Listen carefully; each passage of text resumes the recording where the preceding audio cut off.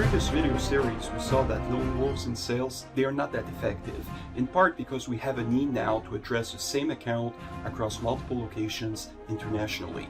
That requires teamwork, and lone wolves, they are not good at that. But as my friend David said, when you have a sales team, you may have freeloaders. So we need to have policies that address both lone wolves and leeches. And this is why I came up with the 10 Commandments. For your efforts, you shall be paid.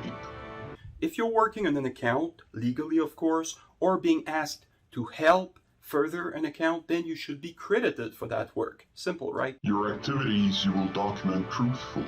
Lone wolves and leeches, they have this in common. They manipulate information to further their goals. The lone wolf is not going to disclose everything they are working on. The leech may actually invent new information. Both of these problems can be effectively remedied by sensible and enforced CRM rules. Your neighbor's territory you will not covet.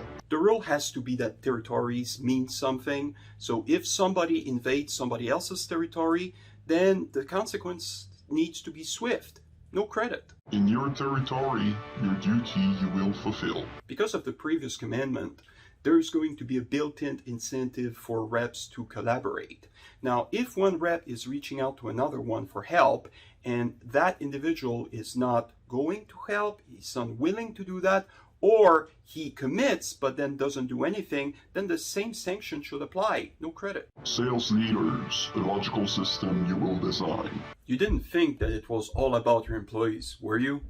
Because as sales leaders, we have to design systems that incentivize employees to do the right thing. Think about your territories, your KPIs, the compensation plans.